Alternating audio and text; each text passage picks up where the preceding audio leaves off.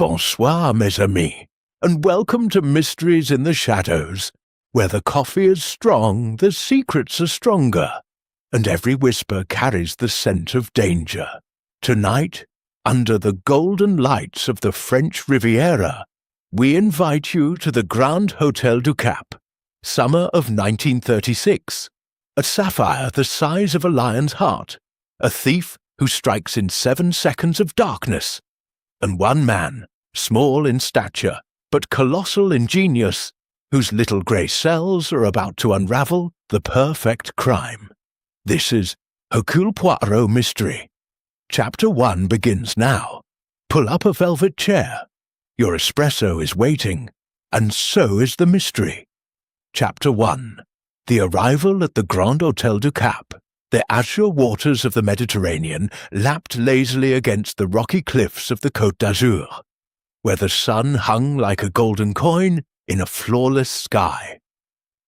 It was the summer of 1936, and the Grand Hotel du Cap was a jewel in the crown of the French Riviera, a bastion of elegance where the elite of Europe converged to escape the mundane world. White-gloved waiters glided across marble terraces. Champagne flowed like the nearby fountains, and the air was perfumed with jasmine and the faint tang of the sea. Hercule Poirot, the renowned Belgian detective, stepped from his chauffeur Daimler with the precision of a man who appreciated order in all things. His moustache, impeccably waxed, twitched slightly in the warm breeze. He adjusted his Panama hat and surveyed the scene with sharp green eyes. Retirement, he had decided, was not for him. A telegram from an old acquaintance had lured him here, promising a puzzle worthy of your little grey cells. Mon ami Hastings would call this paradise, Poirot murmured to himself, though Captain Hastings was far away in England. But paradise, it often hides the serpent. At the entrance, a liveried doorman bowed deeply. Monsieur Poirot, your suite is prepared, and Monsieur le Comte de Villefort awaits you in the lobby. Poirot nodded, his patent leather shoes clicking on the polished steps. The lobby was a symphony of crystal chandeliers and velvet chaises longues. There, amidst potted palms and the murmur of aristocratic voices, stood the Comte, a tall, gaunt man in his 50s, with a hawkish nose and eyes that darted like a cornered animal. "Monsieur Poirot!" the Comte exclaimed, grasping Poirot's hand with undue fervour. "You came, merci Dieu, the lion's eye. It is priceless, a sapphire the size of a walnut, passed down from my ancestors. It arrives tomorrow on my yacht for the gala masquerade. But already threats, anonymous notes, the lion will lose its eye. I fear theft, or worse." Poirot's eyebrows arched. A sapphire named for a lion? Intriguing. And these notes, typed, handwritten? Typed on hotel stationery, slipped under doors, vanished like smoke. The Comte glanced around nervously. "The guests, they are wolves in silk. My wife, the Comtesse, insists on wearing it at the ball. But I tell you, Poirot, someone here hungers for it." As if summoned by fate, a vision in emerald silk descended the grand staircase.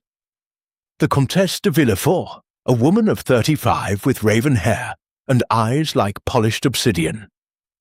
Flanking her was a younger man, handsome, bronzed, with the easy smile of a film star. "Darling," she cooed to the Comte, "you worry too much. This is Monsieur Raoul Laurent, the explorer. He's promised to regale us with tales of African safaris." Raoul bowed, his gaze lingering on the Comtesse. "Enchanted, Monsieur Poirot. I've hunted lions in the wild. Jewels are tame by comparison." Poirot smiled politely, but his mind whirred. A explorer or a poacher? Nearby, a portly English lord puffed on a cigar, while a veiled Russian princess whispered to a slick Italian count. And in the shadows, a hotel maid lingered too long, her eyes fixed on the Comte's briefcase. That evening, as Poirot sipped an aperitif on the terrace, a scream pierced the twilight. Rushing to the source, he found the Comtesse clutching her throat in the palm grove. "My perfume! It's burning! Poison!" The bottle lay shattered, its floral scent twisted into something acrid. No one was hurt, yet. But as Poirot knelt to examine the shards, he noticed a tiny engraving on the glass. A lion's paw. "The game," Poirot whispered. "It begins." Chapter 2. The Lion's Roar. A jewel vanishes. The morning sun blazed over the Grand Hôtel du Cap like a spotlight on a stage, turning the sea into a sheet of hammered silver. Breakfast on the terrace was a ritual of clinking porcelain and murmured gossip. The Riviera's elite dissected one another with the precision of surgeons. Poirot, seated at a corner table with a demitasse of thick coffee, observed it all through half-lidded eyes. Order, symmetry, truth, he sought them even in the chaos of human vanity. The Comte de Villefort appeared at the balustrade, flanked by 2 liveried porters, wheeling a velvet-draped case the size of a small trunk. A hush rippled outward. Even the gulls seemed to pause mid-cry. "Mesdames et messieurs," the Comte announced, voice trembling with theatrical pride, "behold the lion's eye." He lifted the cloth. Gasps rose like champagne bubbles. Nestled on black satin lay a sapphire the colour of midnight oceans, cut to catch every ray of light and fling it back as blue fire. At its heart, a golden inclusion shimmered, an accidental flaw that legend claimed was the trapped roar of a lion slain by a Crusader ancestor. "Mon Dieu," murmured a dowager dripping pearls, "it is alive." Raoul Laurent, the explorer, leaned closer than courtesy allowed. "Magnificent. In Tanganyika, I saw a lioness with eyes exactly that shade, before she tried to eat my guide." The Comtesse laughed, a sound like crystal bells, and fastened the necklace herself. The sapphire rested just above the hollow of her throat, pulsing like a second heartbeat. Poirot noted how her fingers lingered, possessive, almost reverent, yet, beneath the awe, tension coiled. The Russian princess, Countess Olga Volkov, lowered her veil. The English lord, Sir Reginald Blufford, stubbed out his cigar with unnecessary force. The Italian Count, Fabrizio Rossi, traced the rim of his glass as though measuring a throat. Poirot rose. "Comte, a word. The jewel. It arrives with no guard beyond your porters." "Armed detectives disembark at noon," the Comte hissed. "Until then, I trust the hotel's safe." "Trust," Poirot said softly, "is a luxury thieves cannot afford." The safe was a squat iron beast behind the concierge's desk, its combination known only to the manager, Monsieur Dubois. A nervous ferret of a man with a moustache less magnificent than Poirot's. At 11:45, the Comte locked the lion's eye inside, spun the dial, and exhaled as though he had buried a child. Poirot lingered, watching Dubois wipe sweat from his brow. "You will guard it with your life, oui?" "Naturellement, monsieur." At 11:50, the armed detectives arrived, 2 burly Marseille policemen in crisp uniforms. They took station outside the office door, rifles slung, faces carved from granite. At 11:58, the lights flickered. A distant transformer popped like a champagne cork. For 7 seconds the lobby plunged into shadow. When the chandeliers flared again, Dubois was on his knees, the safe door yawned open, and the velvet cushion lay bare. The lion's eye had vanished. Chaos erupted. Ladies shrieked, gentlemen shouted, the Marseille policeman bellowed in frustration. The Comte staggered as though shot. "Impossible! 7 seconds!" Poirot knelt, gloved fingers brushing the safe's interior. No scratches, no scent of acid, no lingering warmth of a torch. The dial spun freely, combination unchanged. He lifted the cushion. Beneath it, a single lion's paw print pressed into the velvet, identical to the engraving on the shattered perfume bottle. "Someone," Poirot murmured, "has claws." Dubois babbled. "I never left the desk. The policeman saw nothing." One officer, red-faced, swore he had stared straight ahead the entire time. The other admitted blinking when the lights died. 7 seconds. Enough for a ghost. Upstairs, the Comtesse fainted into Raoul Laurent's arms. Sir Reginald demanded Scotland Yard. Countess Olga slipped away toward the palm grove, veil fluttering like a signal flag. Poirot straightened, eyes glittering. "No, no, mes amis. The police, they will come. But first, Hercule Poirot will ask questions. Who profits from chaos? Who knew the combination? And who," he tapped the paw print, "leaves the signature of a beast?" From the lobby's grand piano came a sudden, discordant crash. The hotel's resident pianist, a pale young man named Etienne, stood frozen, hands hovering above the keys. A sheet of music had fluttered to the floor. Poirot retrieved it, scrawled across the staves in red ink, "The lion sleeps. Tonight. But its eye never closes." Below, a fresh paw print, still wet. Etienne stammered, "It was there when I sat down, I swear." Poirot's smile was thin. Then the thief composes as well as he steals. Chapter 2 of our drama. It ends with a crescendo. He turned to the Comte. "Tonight, we set a trap. The masquerade continues. The lion will roar again, whether in triumph or in death." Far above, on the cliff path, a figure in a hotel maid's uniform watched through binoculars, then melted into the pine. Chapter 3. Whispers in the Palm Grove. The Palm Grove behind the Grand Hotel du Cap was a green cathedral, its fronds whispering secrets to the wind. By 3 o'clock the sun had slipped behind the cliffs, painting the leaves bronze and gold. Poirot walked the gravel paths alone, cane tapping a measured rhythm, his mind a whirl of calculations. 7 seconds, no forced entry, a paw print in fresh ink. A pianist who claimed innocence.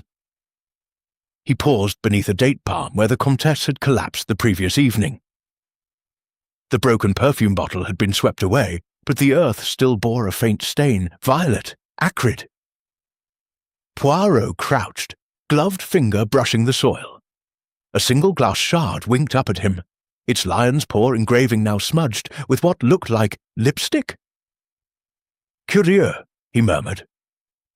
Footsteps crunched behind him.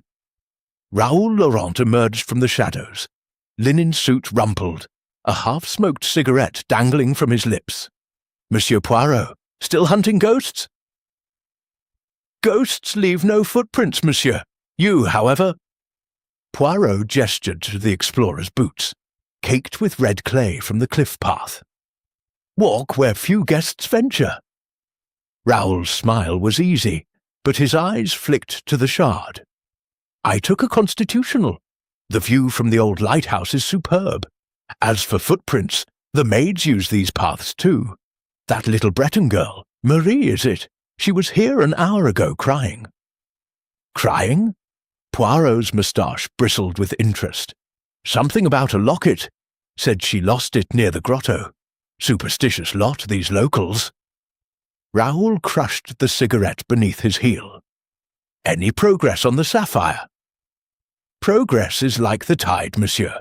It advances, it retreats, but always it reveals what was hidden." Raoul laughed, clapped Poirot on the shoulder, and sauntered toward the tennis courts. Poirot watched him go, noting the bulge in the explorer's jacket pocket, too square for a flask. Deeper in the grove, the Russian princess sat on a marble bench, veil lifted, feeding crumbs to a peacock. Countess Olga Volkov's face was a mask of porcelain grief. "You seek me, little Belgian? I seek truth, madame, You left the lobby quickly after the theft." "My nerves," she said, voice husky with vodka and regret. "In St. Petersburg, we lost everything to thieves. I cannot bear the sight of loss." She opened her reticule. Inside glinted a tiny icon of St. Nicholas, patron of thieves. "For luck," she whispered, then pressed something into Poirot's hand, a folded scrap of hotel stationery. He unfolded it discreetly. "The lion's eye sees all, including your husband's debts. No paw print this time. Only a lipstick kiss. Crimson, identical to the smudge on the glass." Poirot's eyes narrowed. "You receive threats too. Everyone does, it seems." Olga rose, the peacock screeching at her departure. "Find the jewel, Poirot, or the Riviera will drown in blood." Twilight bled into the grove as Poirot retraced his steps. Near the grotto, a sea-carved cave where lovers carved initials, he found the maid, Marie, on her knees, scrabbling in the sand. Tears streaked her freckled cheeks. "Mademoiselle, you lose something." She startled, then burst into fresh sobs. "My locket, monsieur! Maman's picture inside. I came to pray to the Virgin, and—" She pointed to a fresh paw print in the damp sand, leading toward the cave mouth. "The devil walks here." Poirot followed the prints. They ended at a tide pool, where something glinted. He fished it out with his cane. A cheap silver locket, heart-shaped, the clasp broken. Inside, a faded photograph of a woman in Breton lace. But on the back, etched with a knife, lie. Not locket, loué, the eye. Marie gasped. "That's not mine. Mine had no writing." Poirot closed the locket gently. "Then someone borrows your grief to mock us. Tell me, Marie, who asked you to deliver the Comtesse's perfume yesterday?" Her eyes widened. "The pianist, Etienne. He said it was a gift from an admirer. I left it outside her door." The grove darkened as the sun vanished. From the hotel, the dinner gong sounded. Poirot slipped the locket into his pocket. "Return to your duties, child, and speak of this to no one." As Marie fled, Poirot lingered by the grotto. The tide pool reflected the first stars. He spoke to the darkness. "You play a dangerous game, mon adversaire, but Hercule Poirot, he plays to win." A pebble skittered behind him. He whirled, but saw only shadows. Yet, in the sand, a new message had been scratched with a stick. "Midnight. The lion dances. Bring the eye, or the Comtesse pays." Poirot's smile was grim. Then let us prepare for the masquerade. Chapter 4. The Countess's Secret Admirer. The grand ballroom of the Grand Hôtel du Cap had been transformed into a midnight jungle. Paper vines draped the chandeliers. Gilded cages held live parrots that squawked in protest. A hidden orchestra played a languid tango beneath a canopy of silk leaves. It was the masquerade, the apex of the Riviera season, and every guest wore the skin of another creature. Hercule Poirot entered in a domino of midnight blue, his mask a simple silver lion's head. No one recognized the little Belgian beneath the whiskers. He preferred it that way. From the shadows near the Champagne Pyramid, he watched the predators circle. The Chute Comtesse de Villefort was a vision in gold lame, her gown cut to mimic a lioness's pelt.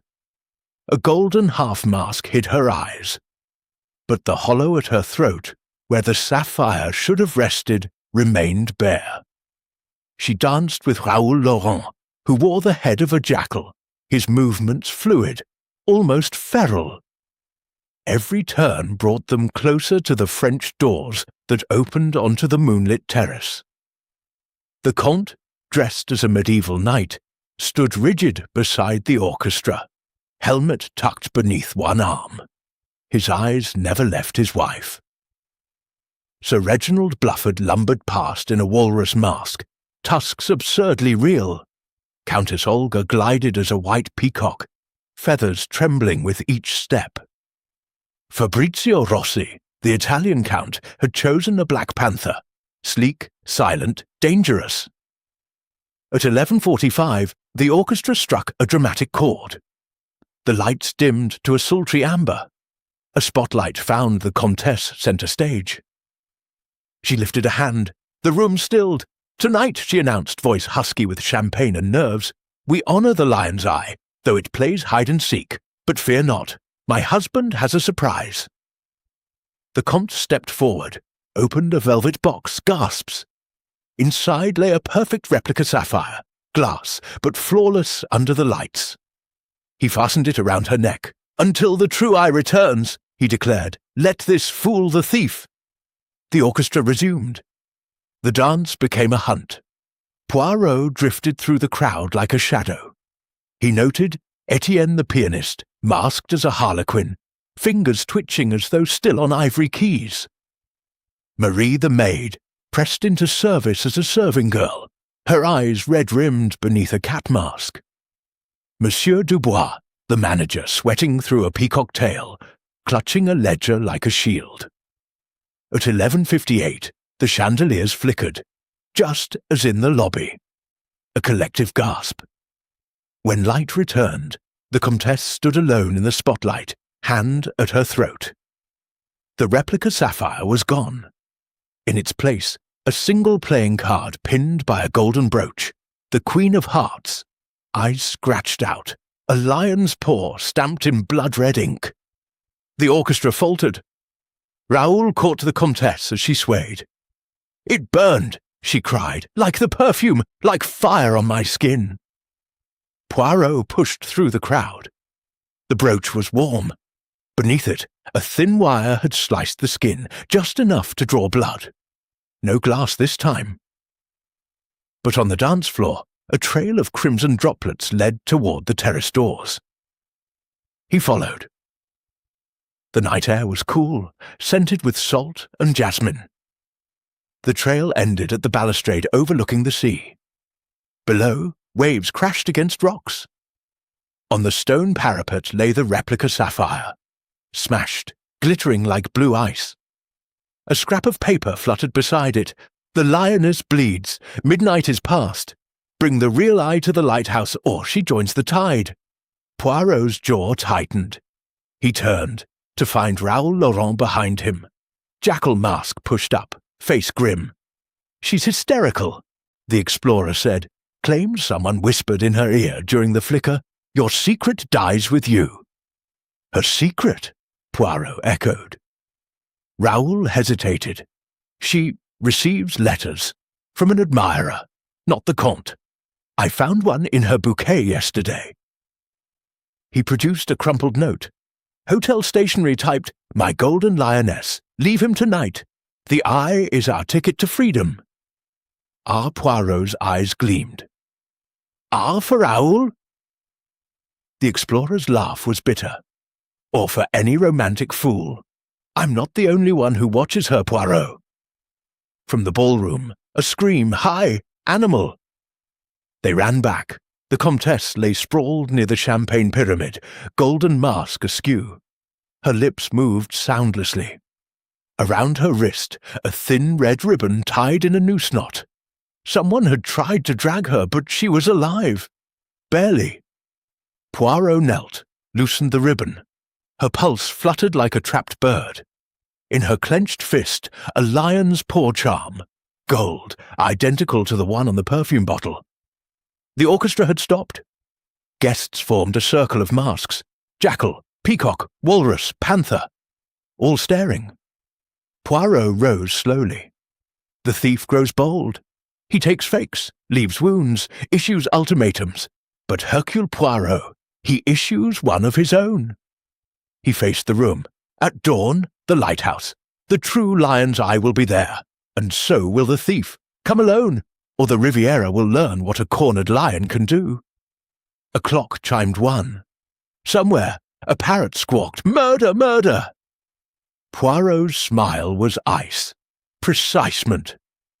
Chapter 5. Shadows on the Terrace. The terrace of the Grand Hôtel du Cap lay silvered by moonlight, the sea below a restless beast gnawing at the cliffs. It was 2:30 in the morning. The masquerade had dissolved into whispers and slammed doors. Poirot stood alone at the balustrade, the smashed replica sapphire in his gloved palm. Its facets caught the moon like tears. Footsteps, soft, deliberate. The Comtesse appeared, wrapped in a man's smoking jacket 2 sizes too large, golden mask discarded. Her throat bore a thin red line where the wire had kissed skin. She clutched a brandy balloon as though it were ballast. "You should rest, madame," Poirot said gently. "Rest." Her laugh cracked. "They tried to hang me with ribbon, monsieur, like a Christmas parcel." She joined him at the rail. The wind lifted her hair. For a moment she looked 20 again, before titles, before jewels, before fear. "You wish to confess something," Poirot prompted. "The terrace is private. The little grey cells, they listen." She drained the brandy in one swallow. "The letter's the admirer. It began in Paris 6 months ago. Anonymous gifts, orchids, poetry, a diamond brooch shaped like a lion's paw. Then demands, 'Leave your husband, bring the eye.' I thought it a game, until the perfume burned. And the initial R? Raoul?" She shook her head. "No, the first note was signed L. Always L." Yeah, produced a crumpled envelope from the jacket pocket. "Hotel stationery, the same typewriter. My lioness, the eye is mine by right. Meet me at the lighthouse before dawn, or your husband learns who really paid his gambling debts." Poirot's eyes narrowed. Gambling debts? The Comte? Monte Carlo swallowed him. I sold my own jewels to keep us afloat, but someone knows. Someone who signs L. A shadow detached itself from the potted orange trees. Raoul Laurent, still in the jackal mask pushed atop his head, cigarette glowing like a firefly. "Speaking of secrets," he drawled, "I just saw your husband, Comtesse, sneaking to the boathouse with a lantern and what looked suspiciously like a revolver." The Comtesse paled. "He thinks I stole the sapphire to cover his shame." Poirot pocketed the note. "Then we have 3 threads. The thief who signs with a paw, the admirer L, and a husband desperate enough to kill.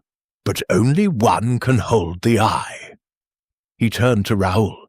"You were on the terrace during the flicker. What did you see?" The explorer exhaled smoke. "A panther. Rossi, I think. He brushed past me toward the French doors, carrying something that glinted. Then the lights died."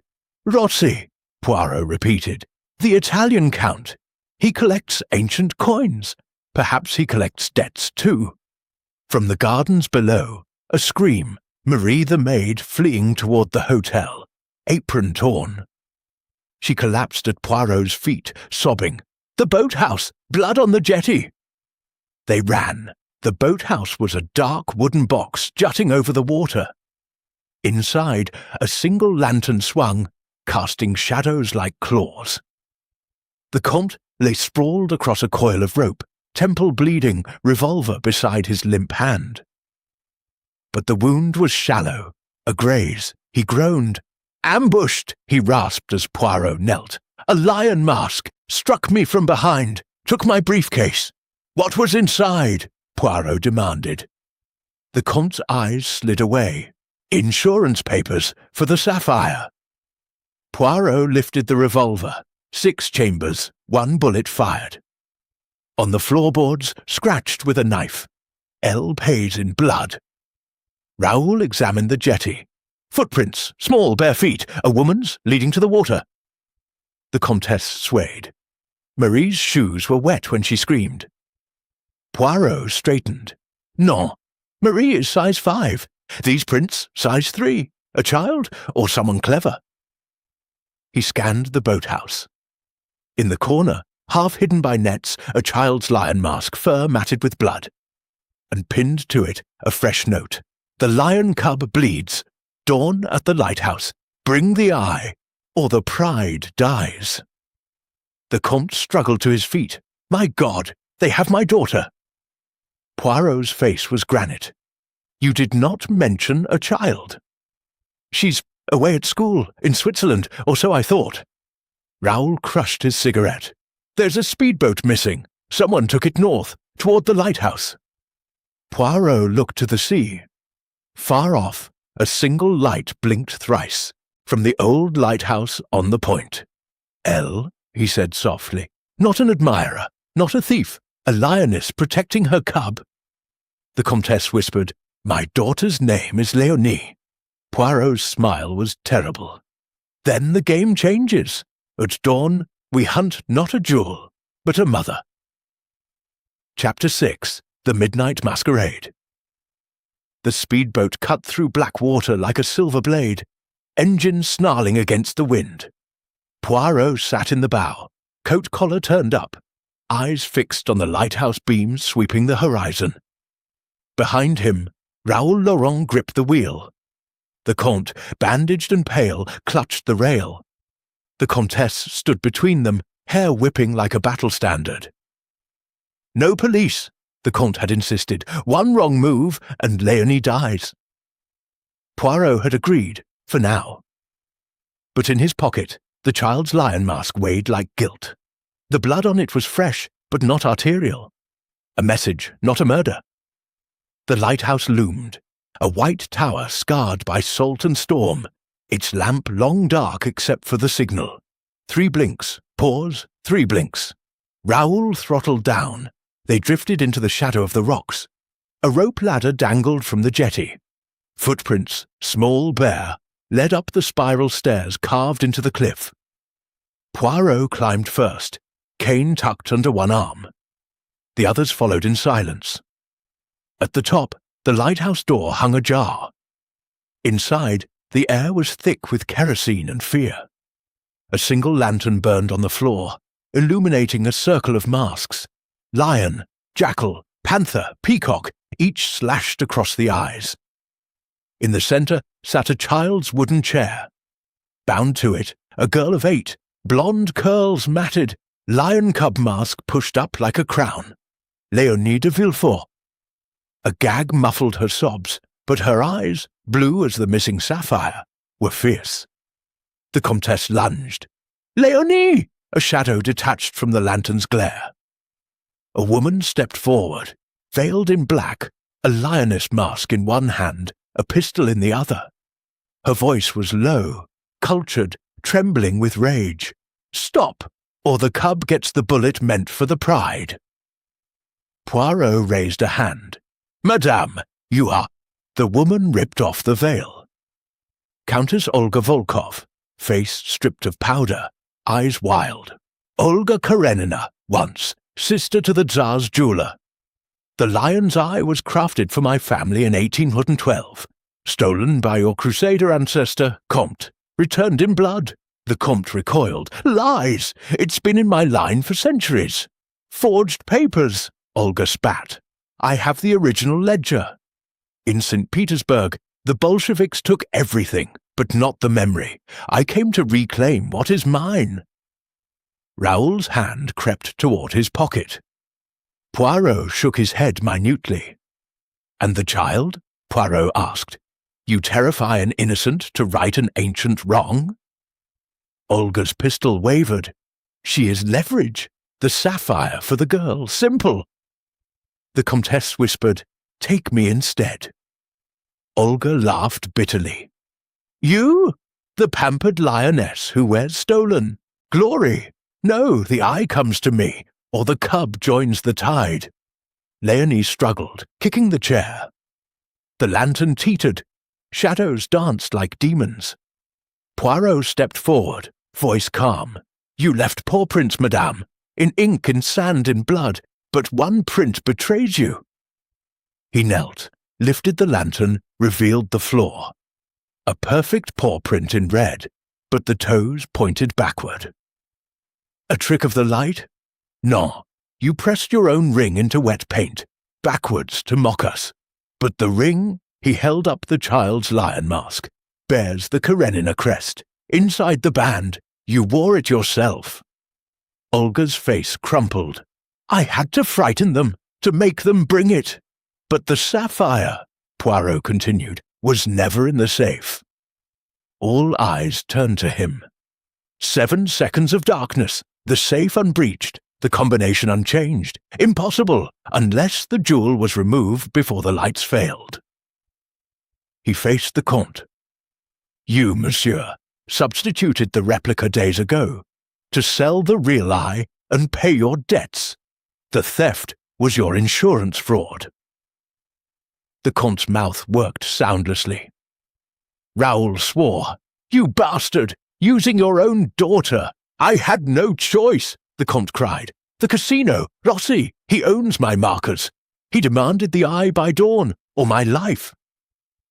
Olga lowered the pistol, stunned. "Then where is it?" Poirot smiled. "In the one place no thief would look, with the one person who never left the hotel." He turned to the Comtesse. "Madame, the necklace you wore at dinner, the paste replica, it was real. You switched them in the powder room before the masquerade, to protect it from your husband's folly." The Comtesse reached beneath her collar. There, on a thin chain, hung the lion's eye, dull in the lantern light, but alive when she breathed on it. The golden inclusion flared. "I couldn't let him sell our legacy," she whispered. "Leonie's future." Olga lunged. Raoul tackled her. The pistol skittered across the floor. Leonie screamed through the gag. Poirot snatched the gun, levelled it. "Enough! The eye returns to its true owner. Neither Karenina nor Villefort.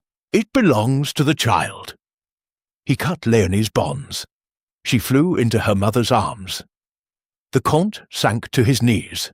"Arrest me, Poirot. I deserve it." "Non," Poirot said. "You will confess to the police. Rossi will be exposed. The eye will be sold. Proceeds split.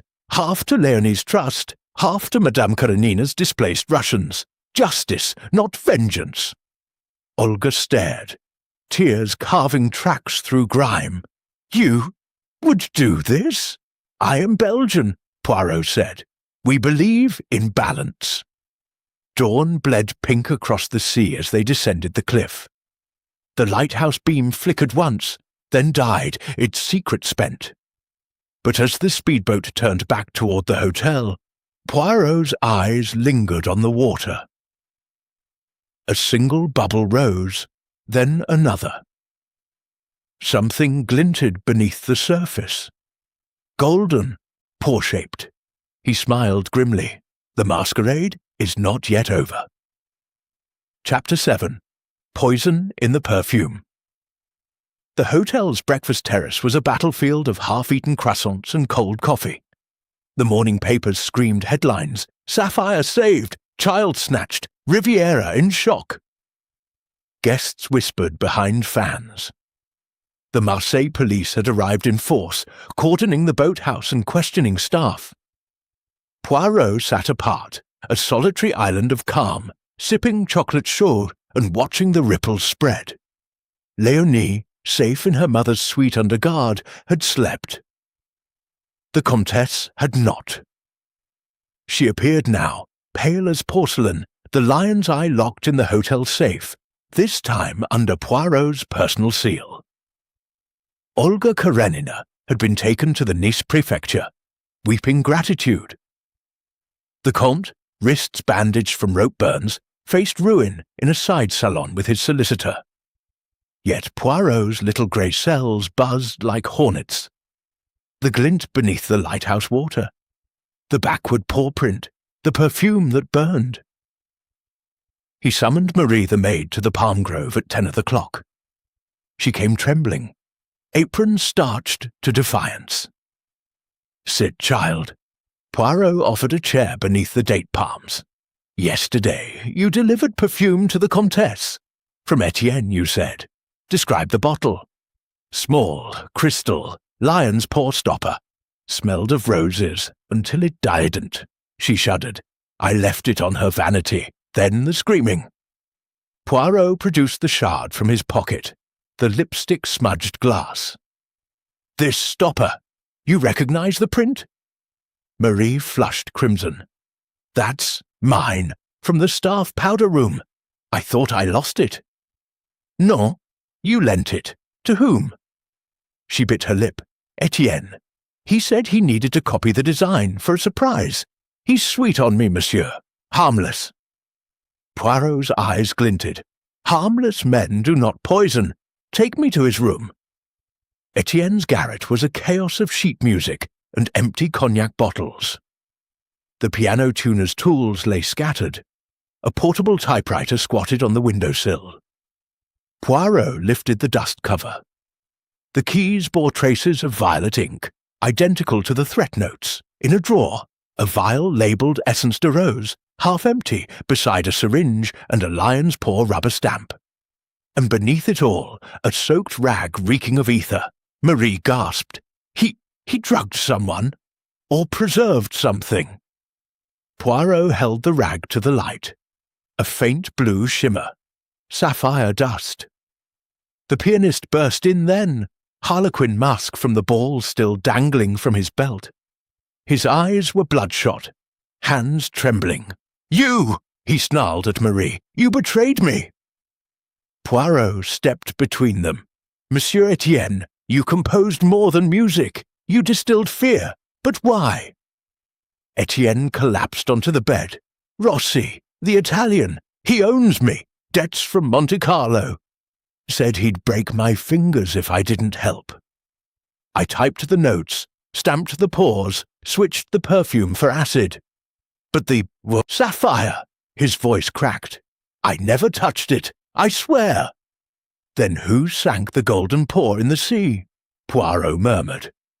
Etienne's gaze slid to the window. Below, the hotel's private beach. A figure in a black bathing costume dragged something heavy toward the water, a diver's canvas bag. Raoul Laurent. Poirot's cane tapped once. Marie, fetch the police. Etienne, you will confess. The symphony ends here. But as Marie ran, a scream rose from the beach. Raoul staggered from the surf, clutching his throat. He collapsed, foam at his lips, eyes rolled white. The canvas bag lay open. Inside, a lion's paw diving weight and a shattered vial of the same violet poison. Poirot knelt. Raoul's pulse faded. With his last breath, the explorer rasped, Not Rossi! The perfume was for her.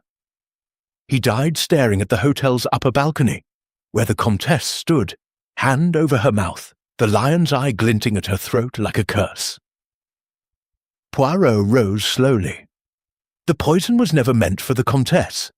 It was meant for the thief who would steal the fake and lead us to the real. He turned to Etienne. You were the decoy. But who was the conductor? From the garret window, a shadow fled, Sir Reginald Blufford, walrus moustache askew, lumbering toward the cliffs with a valise.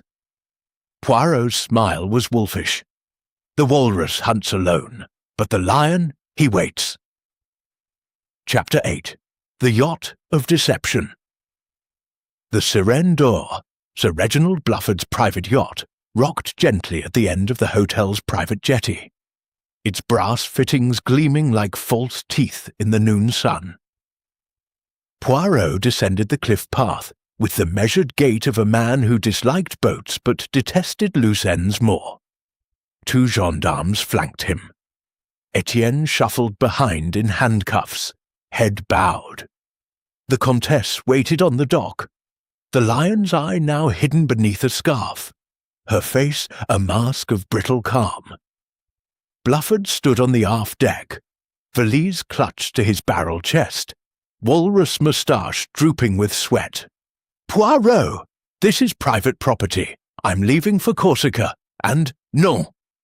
Poirot's cane barred the gangway. You leave when Hercule Poirot says you leave. The Englishman blustered. I've done nothing, merely settling a bill with Rossi by fleeing with a corpse's luggage. Poirot nodded to the valise. A dark stain seeped through the leather. Blufford's jowls quivered. He bolted for the cabin. The gendarmes tackled him. The valise burst open. Inside, Raoul Laurent's jackal mask, soaked in seawater, and a diver's knife crusted with dried blood. Beneath, a sodden ledger, Rossi's gambling accounts. The last page, Blufford, owed 500,000 francs. Collateral, lion's eye. Poirot lifted the knife. You stabbed the explorer on the beach. No, Blufford wheezed. He was already dead when I found him. I panicked, thought to frame Rossi, took the bag to sink evidence. The Comtesse stepped forward. The first time her voice shook with steel. You poisoned him. The vial in the sand was empty, Blufford roared. I swear it. Poirot knelt by the yacht's dinghy. Beneath the seat, a second vial, corked, violet liquid swirling. He uncorked it carefully. The scent was roses, real roses. He dabbed a drop on his wrist, no burn. Curieux, he murmured. The poison on the beach was water. Raoul died of fear, or something subtler.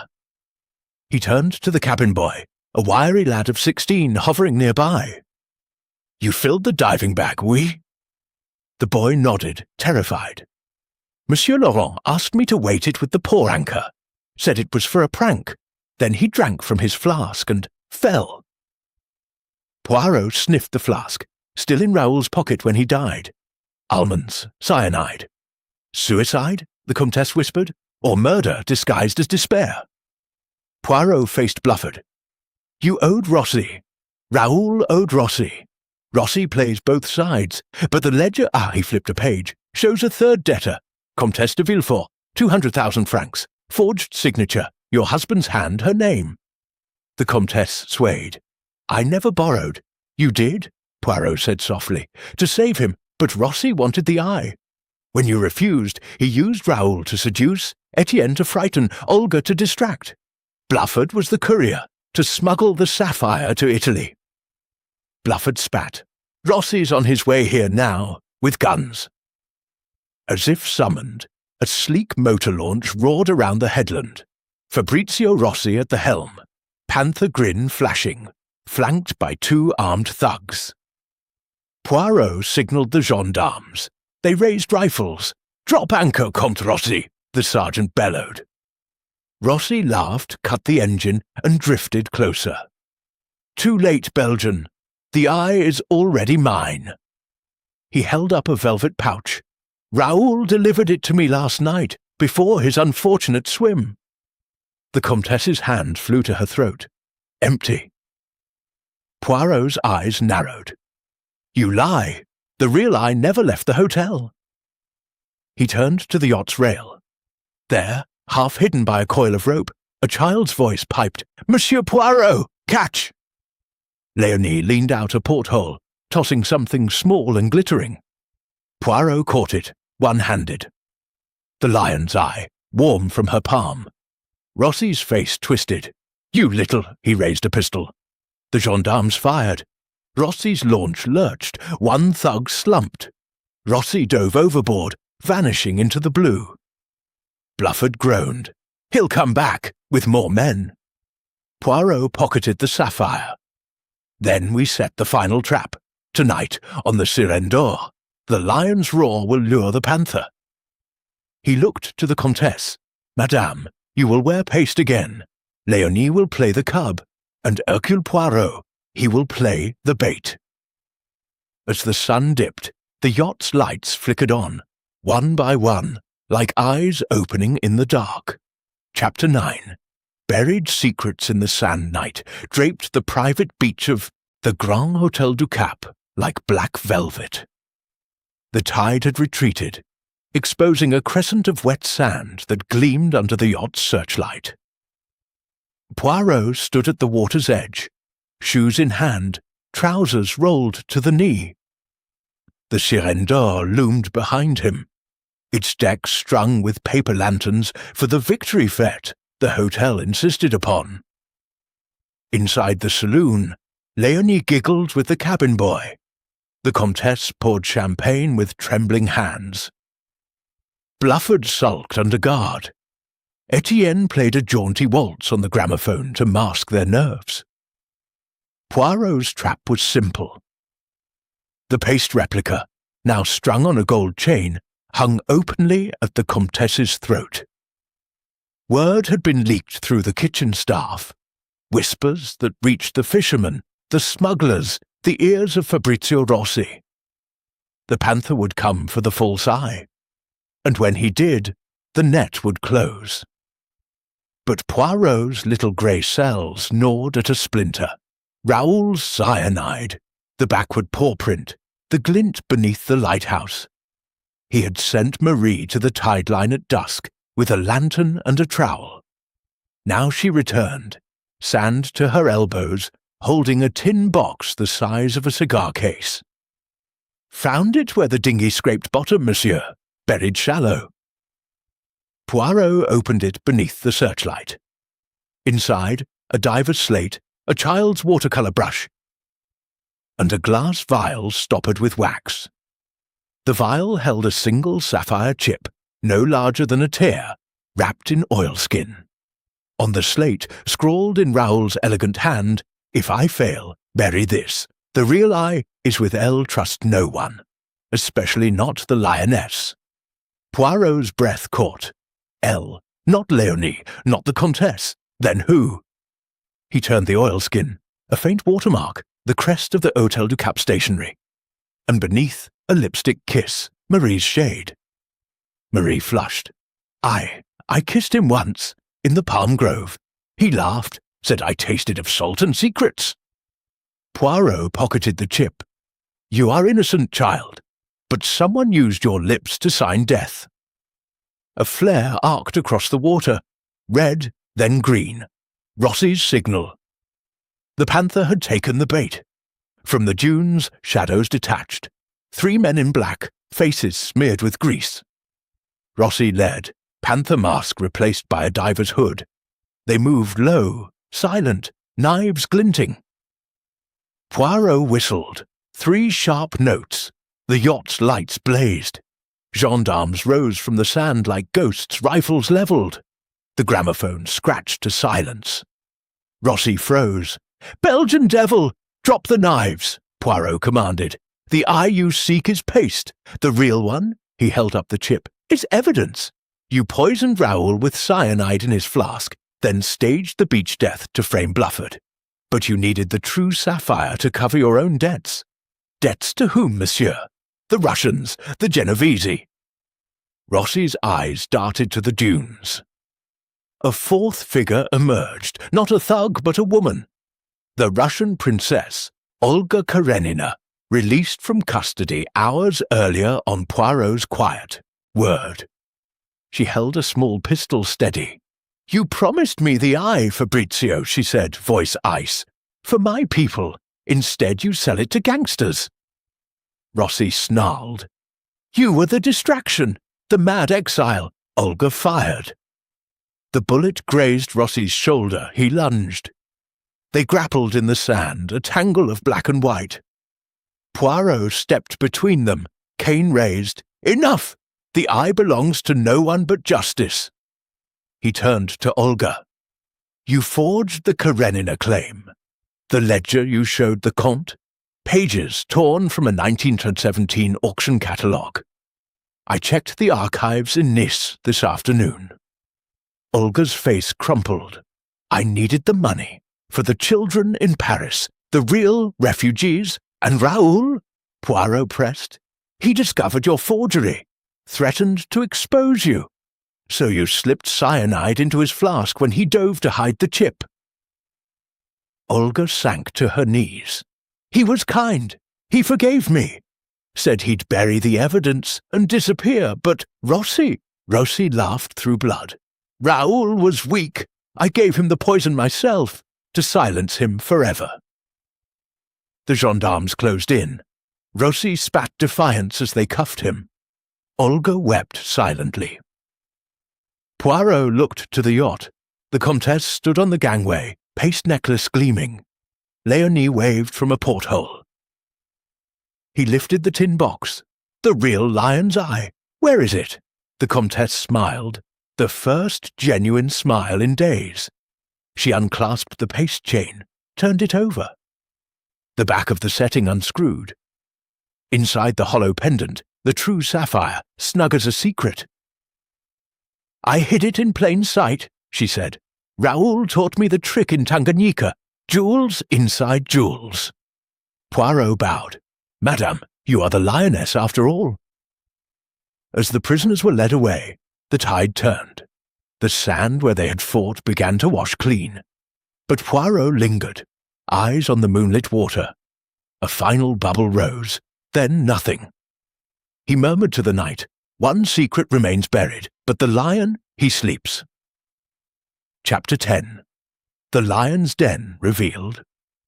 The grand salon of the Sirène d'Or had been cleared of revelry. Lanterns swung low, casting long shadows across mahogany panels and the faces of the damned.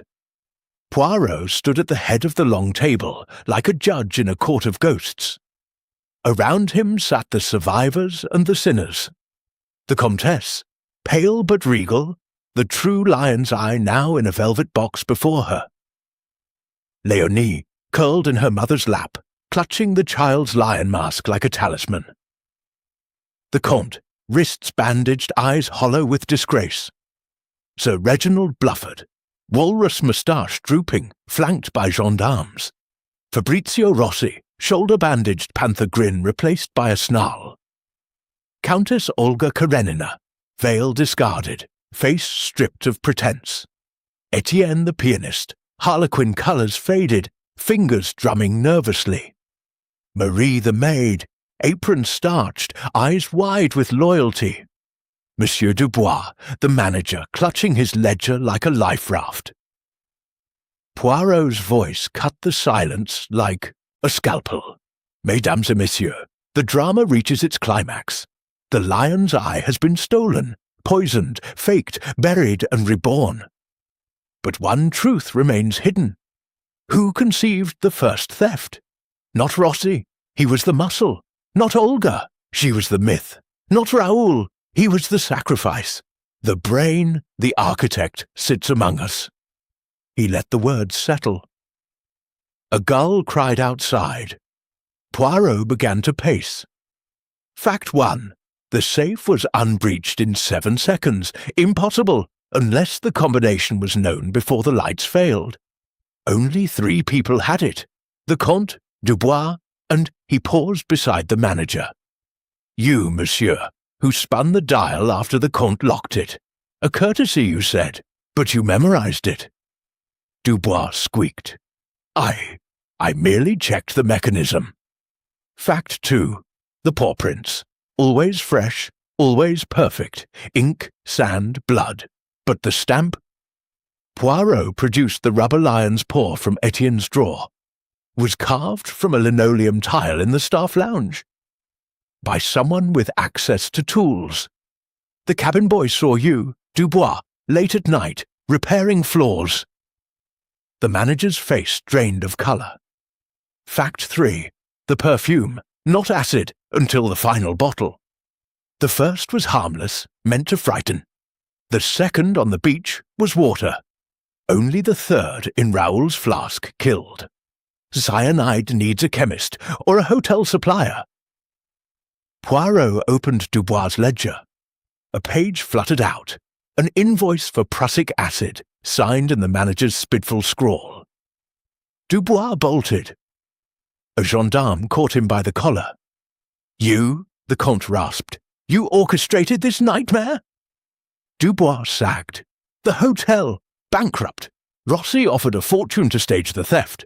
I'd switch the sapphire, blame the lights, collect insurance. The paw prints, my idea. A signature. The child, he glanced at Léonie, was never in danger. Just theatre. Poirot's eyes blazed. Theatre? You poisoned a man. Raoul insisted on realism, Dubois whimpered. He added the cyanide himself, said it would force the Comte to pay. I didn't know he'd drink it. Rossi laughed, a dry sound. The fool thought he'd swim away rich. I watched him die. The Comtesse's hand flew to her throat. And my daughter? Safe, Dubois sobbed. Always. The lighthouse was a set. Olga's gun, blanks, the blood, chicken. All to pressure you into revealing the real eye's hiding place. Poirot turned to Olga. You knew? She shook her head. I believed my own legend. Rossi used me. And me, Blufford muttered. My debts were bait. Poirot faced the room. The architect is unmasked. But the final piece, he opened the velvet box. The lion's eye lay dull. He breathed on it. No golden roar. Paste. Again. Gasps. The real sapphire, Poirot said softly, was never in the pendant, nor the safe, nor the sea. He turned to Leonie. Ma petite, may I? The child nodded solemnly. She reached into her lion mask's mouth, and withdrew the true lion's eye, threaded on a ribbon.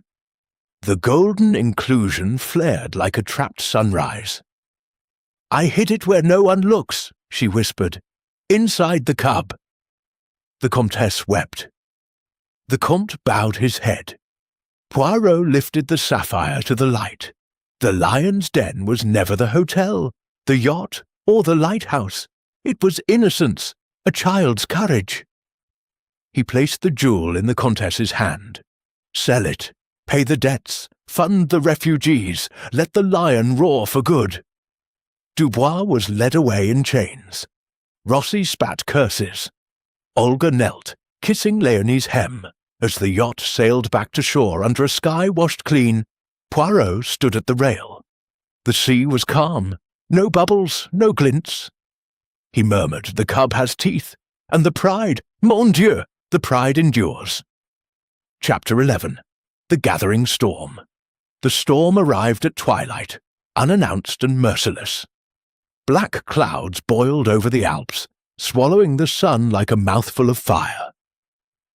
Thunder rolled across the Mediterranean, shaking the crystal chandeliers of the Grand Hôtel du Cap. Guests fled the terrace as rain lashed the marble like buckshot.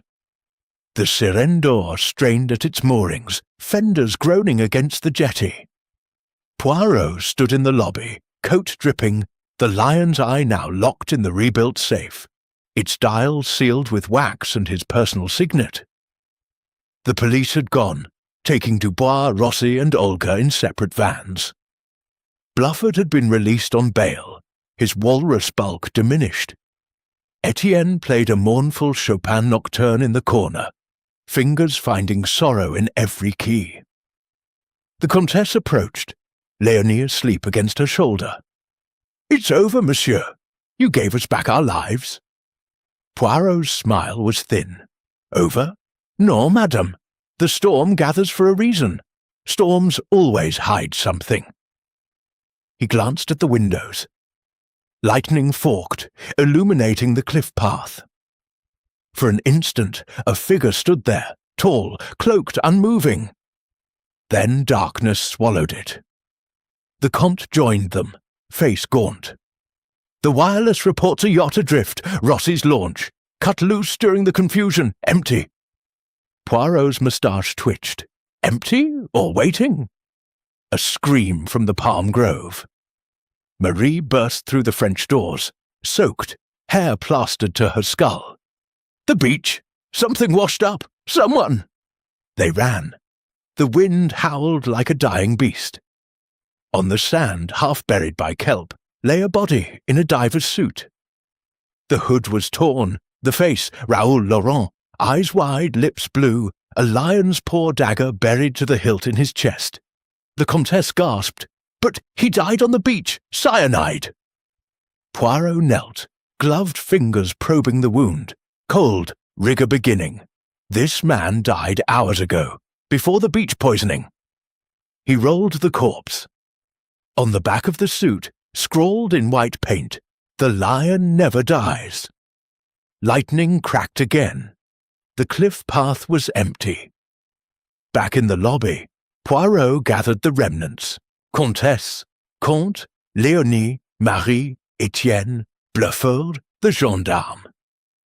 The storm raged outside, cutting them off from the world. "Listen carefully," Poirot said, voice cutting through the thunder. Raoul Laurent had a twin, identical, unknown even to the Comte. They hunted together in Africa, Raoul the Charm, René the Shadow. René took his brother's place after the cyanide, staged the beach death, hid the body in the launch, then waited, bluffered paled. For what? For the eye. Poirot opened the safe.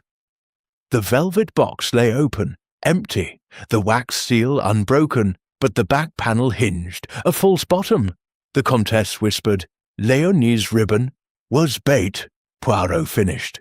René watched from the cliffs. When we sailed to the yacht, he slipped in through the service tunnels, took the sapphire while we chased ghosts. Etienne stopped playing. The tunnels, Dubois showed me once. They run beneath the grove to the old smuggler's cave. Poirot nodded. The storm is his ally. Power cut. Phone's dead. Roads flooded. He has the eye and a boat. He turned to the gendarmes. The cave, now. They plunged into the tempest. Rain stung like needles. The palm grove bent double. Lightning revealed the cave mouth yawning beneath the cliffs, waves crashing inside like artillery. Inside, a lantern glowed. René Laurent stood on a rock ledge, diver's suit peeled to the waist, the lion's eye blazing against his bare chest. A speedboat bobbed in the subterranean pool, engine idling. "Too late, Poirot," he called, voice echoing. "My brother died for this. I'll honor him, in Tanganyika, with a fortune." He raised a flare gun. One move, and the cave collapses, dynamite from the quarry. Poirot stepped forward, rain streaming from his hat. "You killed no one but your twin's memory. Raoul forgave Olga. He hid the chip to protect the child. You twisted his sacrifice into greed." René's hand wavered. "He was weak. No, he was brave." Poirot's voice softened. "Give me the eye, René. Let the lion rest." Thunder drowned the world. René's eyes filled with tears, or rain. He lowered the flare gun. The Comtesse stepped beside Poirot. "For Léonie." René looked at the child, shivering in her mother's arms. Something broke in his face. He unclasped the necklace, tossed it across the water. Poirot caught it. The speedboat engine revved. René gunned it toward the cave mouth and the storm. A wave, monstrous, born of the tempest, rose like a wall. It smashed into the cave, swallowing the boat. When the water settled, only debris floated. René Laurent was gone. The lion's eye pulsed warm in Poirot's palm, the golden roar brighter than ever. Chapter 12. The final twist of the tale. The storm had passed as suddenly as it came, leaving the Riviera washed clean and trembling. Dawn painted the sea rose gold. Gulls wheeled over the cliffs like white commas in a new sentence. The Grand Hotel du Cap stood serene, its terraces drying in the sun, as though the night's horrors had been a fever dream. Poirot sat alone in the palm grove, a breakfast tray untouched beside him. The lion's eye lay on the table, no longer in a box but on a bed of white linen, the golden inclusion catching fire with every breath of wind. Around him, the hotel stirred to life, waiters polishing silver, guests murmuring over newspapers that now hailed the Belgians' triumph. Yet Poirot's little grey cells refused to rest. The cave, the wave, René's tears. Something scratched at the edges of order.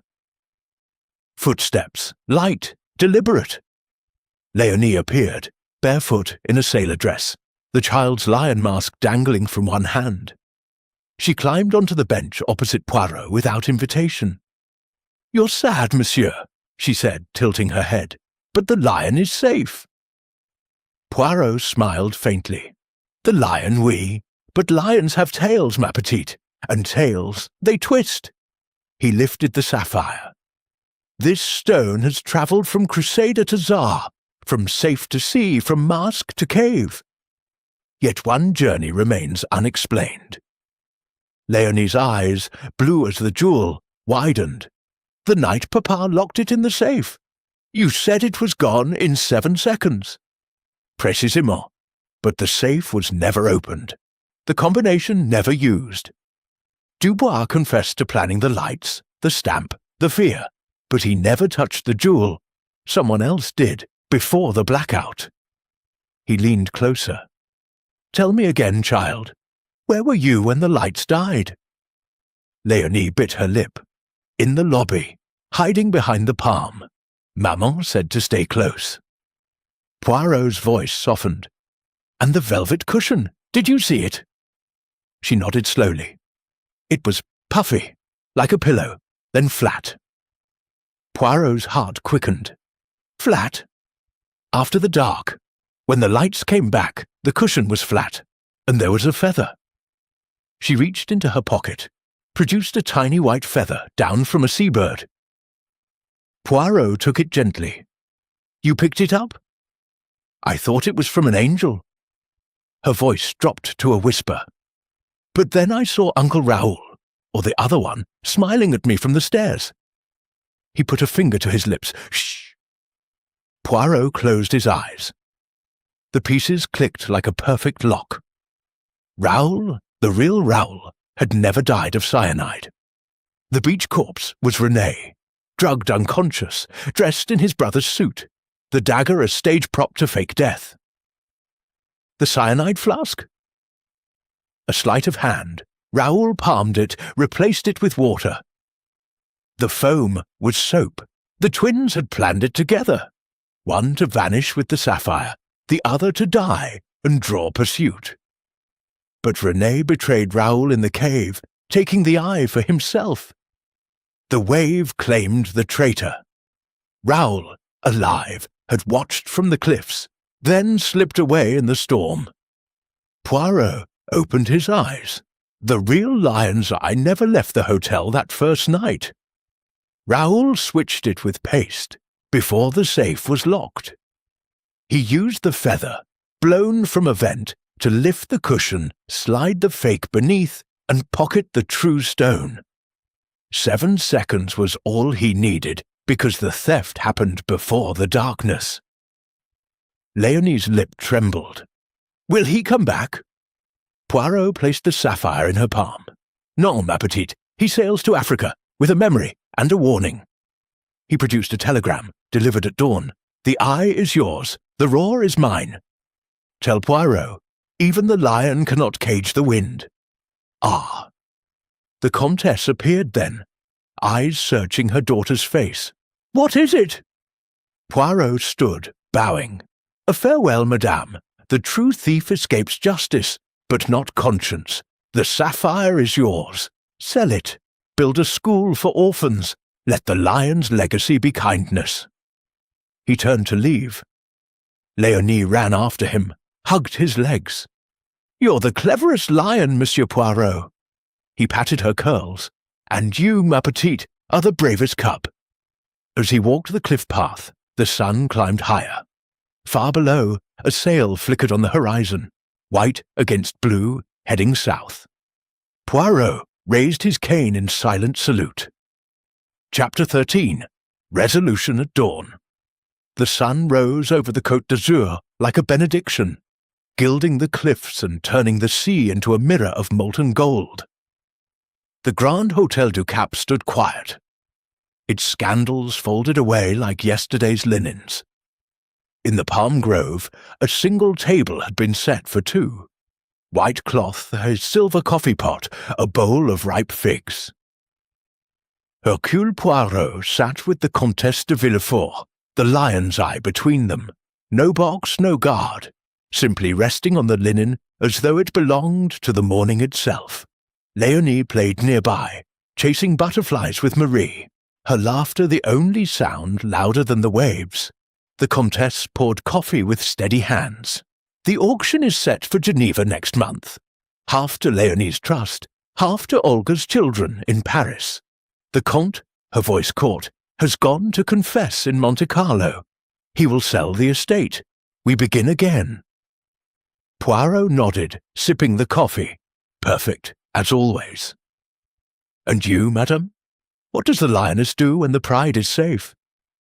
She smiled, the first unguarded smile he had seen. "I learned to roar for myself. Perhaps a school in Tanganyika. Raoul's stories, they were not all lies." Poirot placed the telegram on the table. "He sails free, but freedom, it carries its own cage." The Comtesse read the words, then folded the paper into a paper boat. She set it on the fountain's edge. A breeze caught it, sent it spinning toward the sea.